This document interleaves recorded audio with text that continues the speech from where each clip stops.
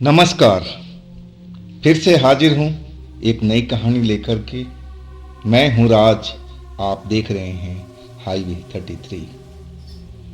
दोस्तों, आज की कहानी एक ट्रक ड्राइवर जिनका नाम विनोद है, उत्तराखंड के रहने वाले हैं विनोद जी।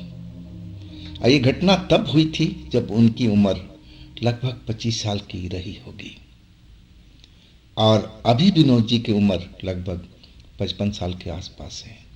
कार्यरत है, अभी भी ट्रक चला रहे हैं। तो क्या हुआ था उनके साथ, क्या घटी थी घटना, जानने के लिए चलते हैं इनकी इस कहानी में। लेकिन दोस्तों, अगर अभी तक आपने इस चैनल को सब्सक्राइब नहीं किया है तो जल्दी से कर लीजिए और साथ में बेल आइकन को जरूर दबाइएगा ताकि सबसे पहले वीडियो का नोटिफिकेशन आपके पास पहुंचे। शुरू करें आज की कहानी। दोस्तों, मेरा नाम विनोद है। ये घटना जब हुई थी जब मेरी उम्र 25 साल के आसपास रही होगी।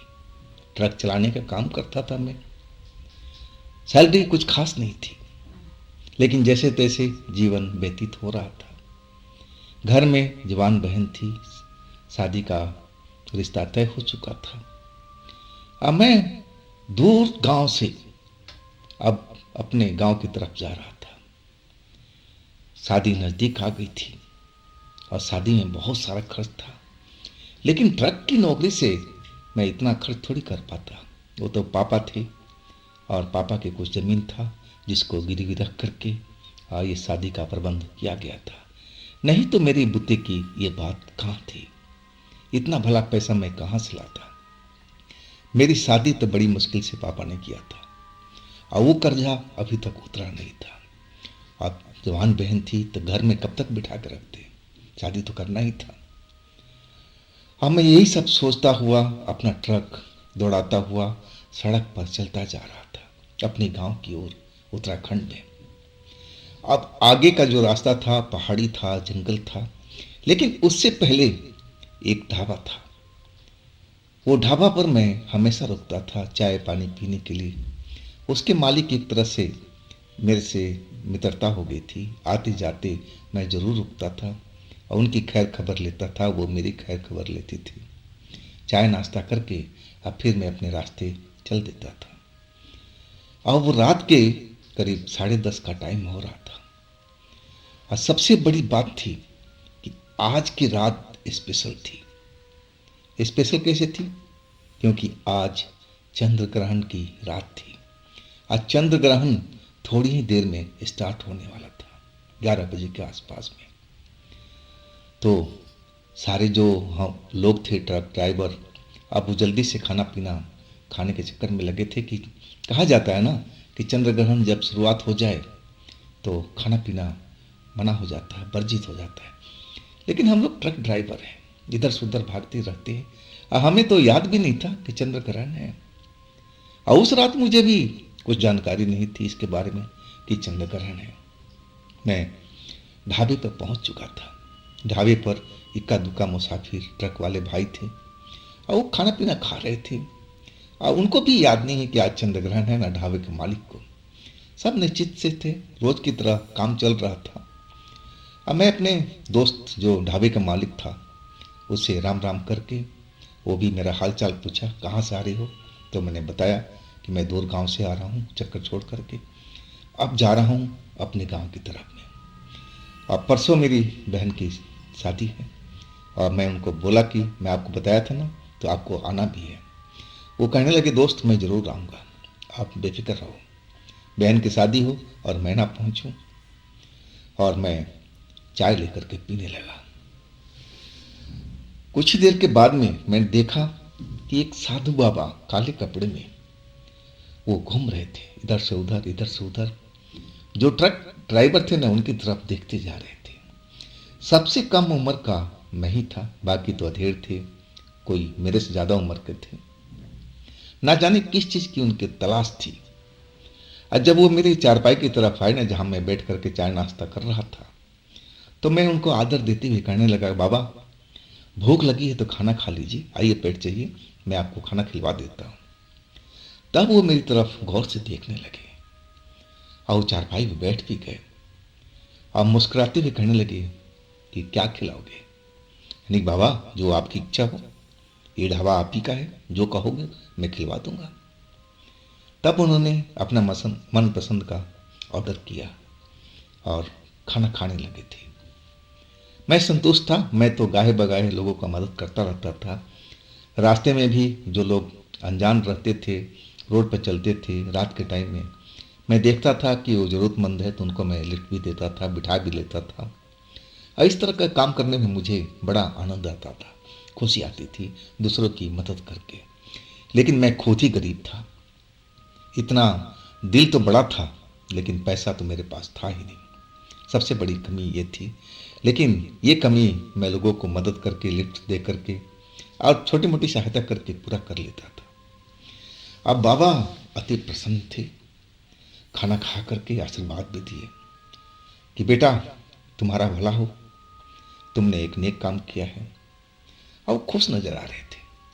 अब फिर वो कहने लगे कि बेटा, तुम किस साइड में जा रहे हो? मैंने बोला बाबा, मैं अपने गांव का रास्ता बताया, नाम बताया कि मैं तो उस तरफ जा रहा हूं। तो कहने लगे बेटा, क्या मैं आपके साथ में चल सकता हूं? मैंने बोला हाँ, क्यों नहीं चल सकते आप, आपका ट्रक है, आप जहां कहेंगे, रास्ते में जहां कहेंगे मैं रोक दूंगा, उतार दूंगा। और मैं उस ढाबे के मालिक से अब राम राम करके, और वो जो साधु बाबा थे, वो साधु बाबा मुझे अघोरी लग रहे थे, क्योंकि काले कपड़े पहन रखे थे, बड़े बड़े गले में माला डाल रखे थे मोती वाले, जो खास करके अघोरी लोग पहना करते थे। लेकिन थे तो साधु बाबा, मेरी नज़र में वो भी पूजनीय थे। और उम्र भी अधेड़ थी तो इज्जत तो करना ही था। हमें उनको आदरपूर्वक अपने ट्रक में बिठाया। और साधु बाबा के पास में एक बड़ा सा काले रंग का भी थैला था, जो अपने गले में लटकाए हुए थे। और हम ट्रक स्टार्ट करके चल पड़े थे बातचीत करते हुए। कुछ दूर जाने के बाद में साधु बाबा कहने लगे कि बच्चा, थोड़ी देर के लिए तुम ट्रक क्या साइड में रोक सकती हो? मैंने बोला क्या बाबा, बाथरूम वगैरह जाना है क्या? बोले हाँ, कुछ ऐसा ही है, तुम साइड में रोक दो जरा। अब मैं साइड में रोक दिया। हालांकि जंगली रास्ता था, दोनों तरफ में जंगल ही जंगल, और पहाड़ी रास्ता तो ऐसा ही होता है। लेकिन वो ट्रक से उतरे नहीं। मैं सोचा कि शायद बाथरूम लगी होगी, नीचे उतरेंगे, बाथरूम करने जाएंगे। लेकिन वो मेरी तरफ देखते रहे, मुस्कुराते रहे। मैंने बोला बाबा, मेरी तरफ क्या देख के मुस्कुरा रहे हो? क्या मेरे चेहरे में क्या खूबी है? तब वो कहने लगे कि तुम बहुत अच्छे युवक हो, एक काम करोगे मेरा, मैं तुम्हें बहुत सारा पैसा दूंगा। अब मेरे कान खड़े हो गए कि बाबा मुझसे क्या करवाना चाहते हैं, आइए अंधेरी जंगल में, और वो भी जहां कोई ना हो, बिल्कुल सुनसान सड़क पड़ी हो। मैं थोड़ा डर गया था कि अधेड़ उम्र के साधु बाबा मेरे से क्या करवाना चाहते हैं, वो भी अघोरी बाबा। मैं एक पल तो चुप ही रह गया था। अब मैं पूछ बैठा कि बाबा, कैसा काम, क्या करवाना चाहते हैं आप? तब वो अघोरी बाबा अपने थैला खोला, थैला खोल करके उसमें करारे करारे नोट बंडल थे, और वो निकाल करके 2 बंडल मेरी तरफ कर दिए। मैं देखा वो तो लाखों रुपए थे। मैं एकदम अलग सा महसूस होने लगा, चौंक सा गया था। दिल में जो धड़कन थी तेज हो गई थी कि साधु बाबा मुझसे क्या करवाना चाहते हैं इतने सारे पैसे दे करके। मैंने बोला बाबा, ये क्या दे रही हो आप? वो साधु बाबा कहने लगे, अभी तो बेटा थोड़ा ही दे रहा हूँ, लेकिन काम हो जाएगा ना तो इतना और दूंगा। मेरे हाथ कांप रहे थे, पूरा बदन कांप रहा था। मैं एकदम डरा हुआ था कि आखिर ऐसा कौन सा काम है जो साधु बाबा इतना पैसा दे रहे हैं, क्या वो खुद नहीं कर सकते? मैं एकदम घबराया हुआ था, पैसा पकड़ नहीं रहा था। लेकिन जबरदस्ती साधु बाबा ने वो पैसा मेरे हाथ में, मेरे गोद में रख दिया, और कहने लगे कि बेटा देखो, इस काम में थोड़ा बहुत तो रिस्क है। अब तो और मैं डर गया था कि साधु बाबा क्या कहना चाह रहे हैं। मैं चुप ही रहा और वो बोलते रहे कि देखो बच्चा, मैं तुम्हें कुछ झूठ नहीं बोलूँगा, सच ही बताऊँगा। मैं अघोरी तांत्रिक हूँ। तुमने तो देख ही लिया होगा मेरे पहनावे पर। मैंने बोला हाँ, वो तो मुझे लग ही गया था बाबा, लेकिन उससे क्या फर्क पड़ता है, साधु तो साधु होता है ना। वो कहने लगे कि नहीं नहीं, तुम अभी समझ नहीं पाओगे, मैं एक तांत्रिक हूँ। अब तांत्रिक के पास में अपना हथियार न रहे तो तांत्रिक तांत्रिक रह नहीं जाता। अब कैसा हथियार, कैसा तांत्रिक, मुझे कुछ भी समझ में नहीं आ रहा था। तब वो साधु बाबा कहने लगे कि देखो, मैं तुम्हें गोल गोल नहीं घुमाऊंगा, स्पष्ट शब्दों में कहना चाहता हूं। मेरी हथियार एक आत्मा थी, एक लड़की की आत्मा, जो सालों मेरे पास में रही, लेकिन अचानक कुछ महीना पहले वो मेरी कैद से निकल भागी है और उसको मुझे पकड़ना है। अब मैंने आत्मा का नाम सुना, भूतनी का नाम सुना, तो मैं तो सिहर गया था। अब मैं कांपते हुए कहने लगा, बाबा इसमें मैं आपका क्या मदद करूंगा, मैं तो कोई तांत्रिक भी नहीं हूं। तो कहने लगे नहीं नहीं, तुम्हें तांत्रिक थोड़ी बनना है, अब तो मेरी बात तो पूरा सुनो, मेरा प्लान सुनो, आगे का क्या करना है। और तब वो बताने लगे, देखो मैं जान चुका हूं कि वो जो आत्मा है लड़की का, इसी जंगल के आसपास में है वो। अब मैं उसको अच्छी तरह से जान चुका हूं कि आसपास में है, लेकिन उसके लिए एक चारा की जरूरत है। वो चारा तुम बनोगे। अब तो और मैं डर गया था कि चारे का मतलब जान जोखिम में। कैसा चारा, क्या करना है उस लड़की के साथ में।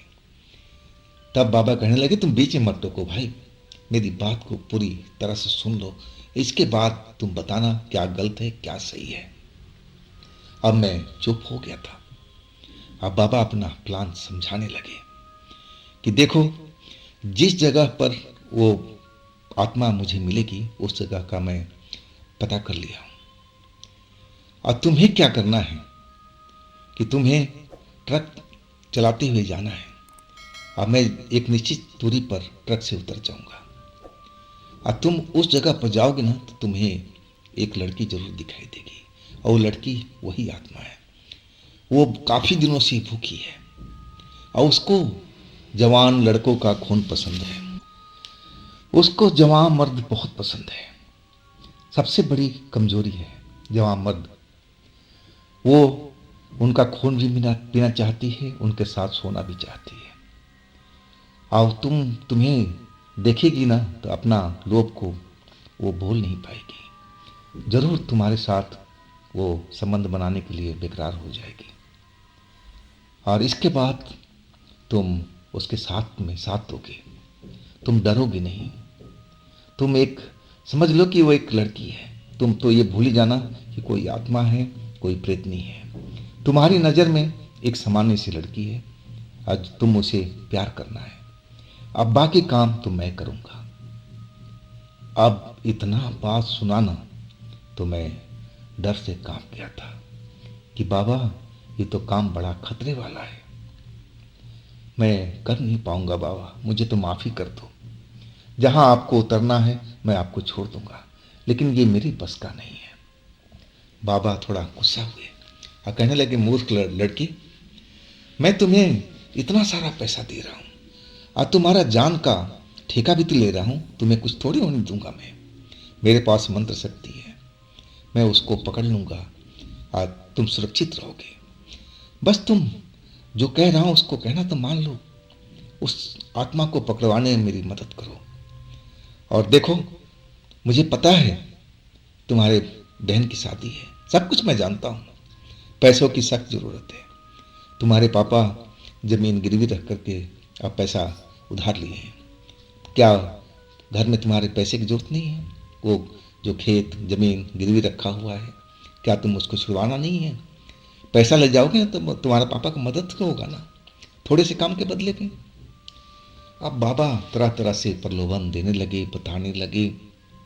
अब वाकई लगा मुझे कि मैं ये काम कर लेना चाहिए, क्योंकि इस बदले में लाखों रुपए मुझे मिल रहे थे और भी एक प्रेतनी के प्रेम जाल में फंसाने का, जिसमें कह रहे थे कि बाबा कोई रिस्क नहीं है, मैं तुम्हारी मदद करूँगा, तुम्हारी जान का कोई खतरा नहीं रहेगा, तो क्यों ना मैं करूं।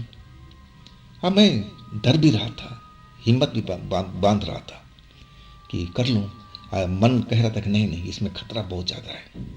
लेकिन एक तरफ पैसों का लालच भी था, लाखों रुपए जो मेरे पास में, मेरे गोद में पड़े हुए थे, और उतने ही लाख रुपए मुझे और मिलने थे इस काम के बदले। अब लालच तो मन में आ गया था, मैं डर को भगाने का कोशिश कर रहा था। बाबा के अब चेहरे पर मुस्कान दौड़ रही थी। उनको समझ में आ गया कि पैसे के लालच इंसान को क्या से क्या करवा देता है। तब मैंने पूछने लगे कि बाबा, ये लड़की जो आत्मा है आपके यहाँ से कैसे भाग करके आई? तब वो बताने लगे कि देखो बच्चा, वो जो आत्मा है ना, वो कई रूप ले सकती है। वो ज़्यादातर चमगादड़ के रूप में रहना पसंद करती है, उल्टा लटक करके। उसको इसी काम में आनंद आता है, और उसको भूख भी लगती है, और भूख लगती है ना तो व्याकुल हो जाती है। फिर वो इंसान का रूप धारण कर लेती है, एक सुंदर लड़की का रूप धारण कर लेती है, और आसपास में देखती है कि कहाँ जुआ मर्द हैं, ताकि उनको अपने प्रेम जाल में फंसाया जाए। पहले शारीरिक संबंध बनाने की कोशिश करती है, और इसके बाद उस युवक का ताज़ा ताज़ा खून पीती है, और युवक बच गया उसका भाग, मर गया तो उसका भाग। अब खून पी करके और फिर चमगादड़ बन के उड़ जाती उस जगह से, किसी खंडहर में जा करके बैठ जाएगी। और ये ज़्यादातर किस्सा जो होता है, ये चंद्र ग्रहण की रात, अमावस्या की रात, या फिर पूर्णमासी की रात, ऐसी टाइम में जो ये आत्मा होती हैं ज़्यादा पावरफुल होती है। अब मैं सारा बात समझ चुका था कि मुझे क्या करना होगा ताकि मेरी जान भी बची रहे और ये सारा पैसा मेरे पास आ जाए। मैं डर तो रहा था, लेकिन डर को अब भगा रहा था। मैं सोच रहा था कि इतना सारा पैसा आ जाएगा ना, तो मेरे पिताजी का सारा कर्जा जो लिया हुआ है सब तो दे देंगे, कर्जा उतर जाएगा। अब मेरी बहन की शादी और भी धूमधाम से होगी। अब मैं मान गया। अब बाबा से कहने लगा कि आप बताइए कहाँ मिलेगी लड़की, वो कहाँ मिलेगी आत्मा? तब बाबा कहने लगे कि मुझे मंत्र शक्ति द्वारा पता चला है कि वो लड़की यहाँ से 2 किलोमीटर की दूरी पर एक पहाड़ी कंदरा में है, चमगादड़ के रूप में, और वो भूख से व्याकुल है। अब देखो चंद्र ग्रहण है आज। तब मैं चौंक करके बोला कि आज चंद्र ग्रहण है? वो कहने लगे, मूर्ख लड़के, तुम्हें पता नहीं है, आज की रात चंद्र ग्रहण की रात है। अब देखो वो चांद देखो, वाकई चंद्र ग्रहण लगा हुआ था। तब मैं समझ गया कि बाबा आज क्यों निकले हैं, क्योंकि आज चंद्र ग्रहण की रात है, और चंद्र ग्रहण का मंत्र शक्ति में ज़्यादा पावर होता है, और उधर जो प्रेत आत्मा होती है उनको शरीर में भी बहुत ज़्यादा पावर होता है। तो आज मंत्र का और पावर का दोनों का टकराव था, आखिर कौन जीतता है इसमें। अब फिर सारा प्लान तो अब निश्चित हो गया था कि मुझे क्या करना है।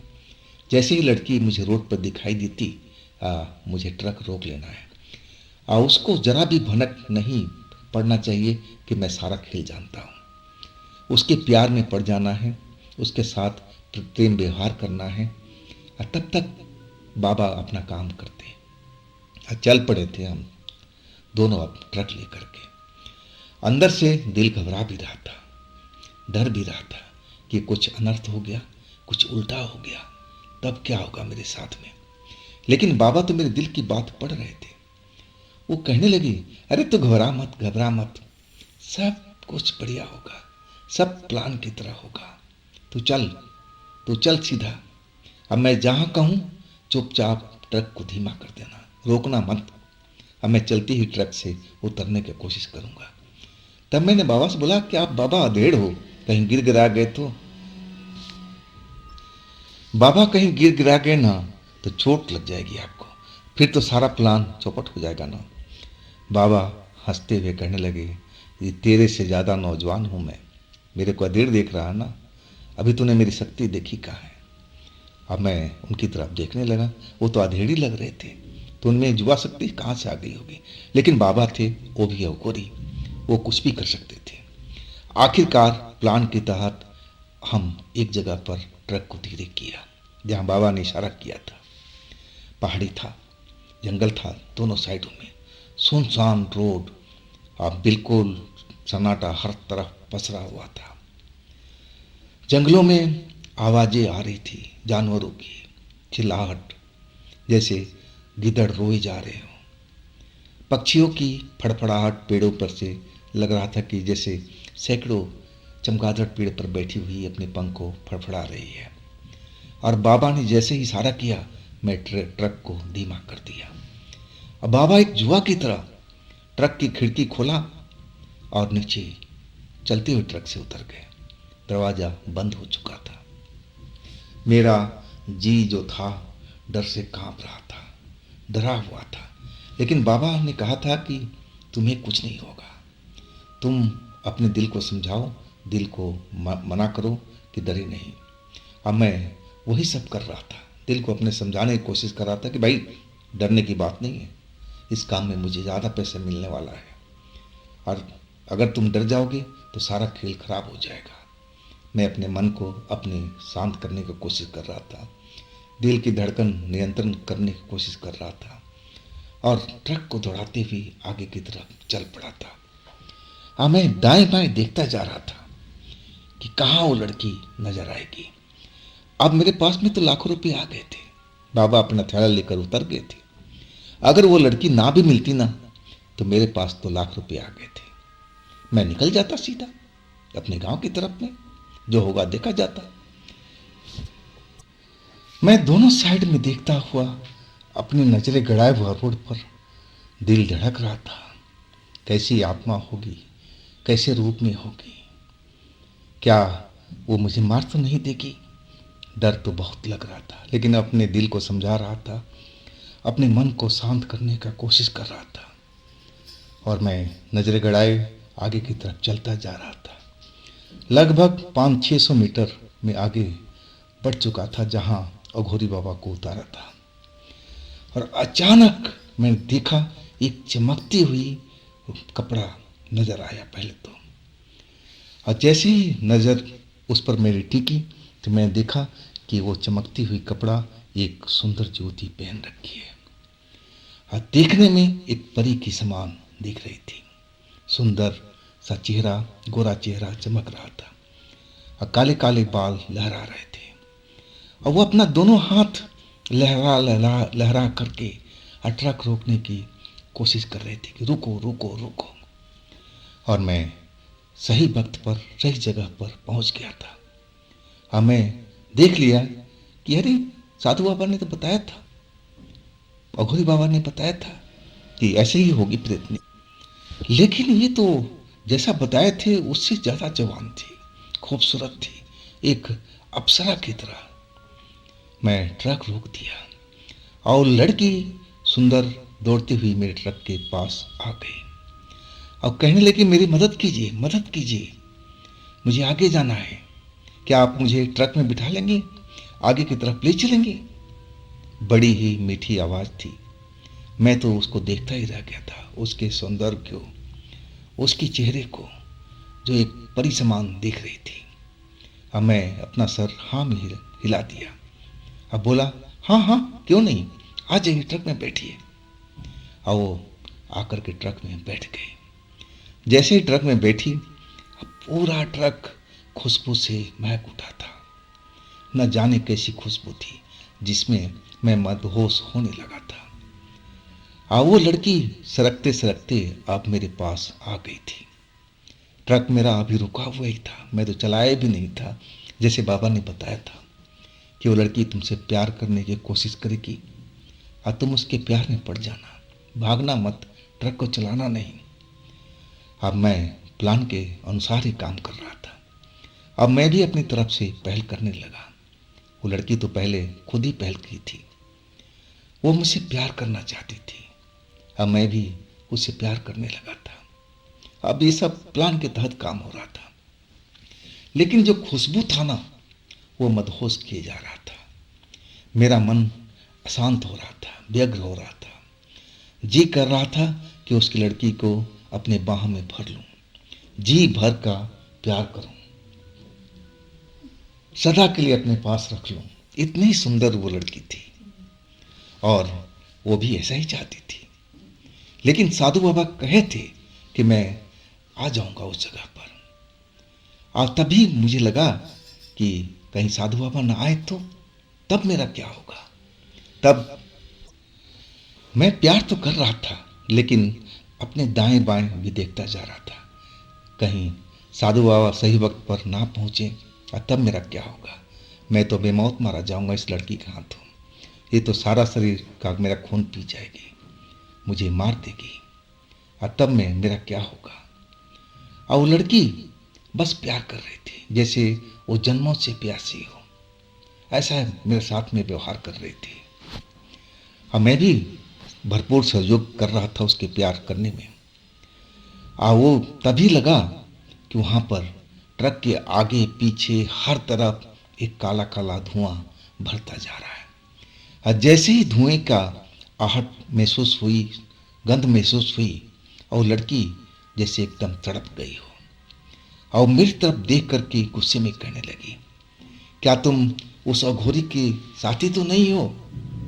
अब फिर उसका जो रुद्र रूप मैंने देखा तो मेरी तो हालत खराब हो गई। उसको भनक लग गया था कि मैं जो कुछ कर रहा हूँ उस अघोरी साधु के ही प्लान के तहत कर रहा हूँ। अब मैंने देखा कि वो उसका सुंदर सा रूप अब एक भयानक चुड़ैल जैसा रूप बन चुका था। अब वो मुझे मारना चाहती थी, गुस्से में कांप रही थी, बहुत गंदी गंदी बातें बोल रही थी, गाली दे रही थी। अब मैं तो एकदम लगा कि मैं बेहोश हो जाऊंगा उसका वो भयानक रूप देख करके। लेकिन वो काला धुआं जो था अब ट्रक को एक तरफ से घेर लिया था और इसके बाद मुझे होश नहीं था कि मैं हूं तो कहां पर हूं। जब मुझे होश आया ना तो मैं चौंक करके अपनी आंखें खोला तो देखा कि अब तो सुबह होने जा रही है। अब हर तरफ पक्षियों की चहचहाने की आवाज सुनाई दे रही है। मैं अपने सारे माहौल को देखा, रात की बात में मुझे याद हो गया। अब मैं चौंक गया कि मैं तो उस सुंदर लड़की के हाथों में था और उसके बाद उसका भयानक रूप। और वो अघोरी बाबा कहाँ गए थे, क्यों नहीं आए मेरी जान बचाने के लिए। वो काला धुआं कैसा था। और मैं हर तरफ देखने लगा, लेकिन ना तो वो अघोरी बाबा दिखे ना वो लड़की, दोनों के दोनों लोग वहां से गायब थे। हाँ, उस सीट पर जहां वो लड़की बैठी थी और वो पैसे जरूर पड़े हुए थे, जैसे अघोरी बाबा ने कहा था, 2 लाख रुपए, करारे करारे नोट की गड्डी।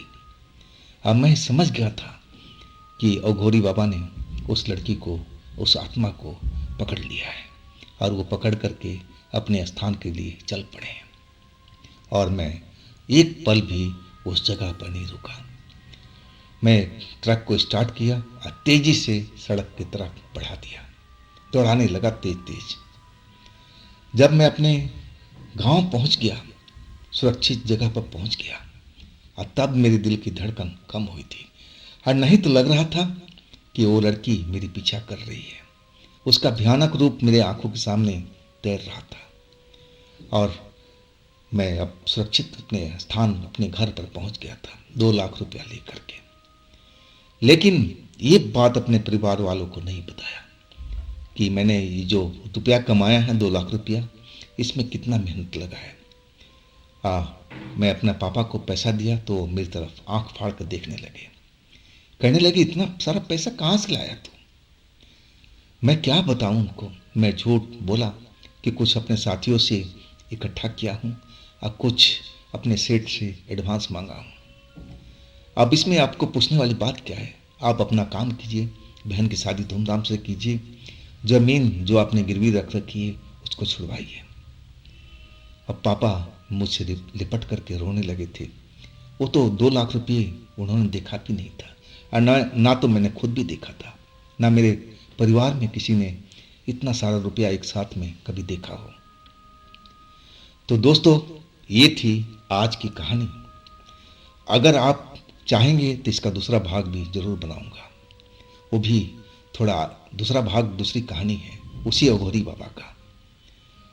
तो आपको ये कहानी कैसी लगी आप ज़रूर मुझे कमेंट कीजिएगा। और दोस्तों ये भी चैनल आप ही का है, तो इसको भी अपना प्यार दीजिएगा, लाइक कीजिए, सब्सक्राइब कीजिए, शेयर कीजिए।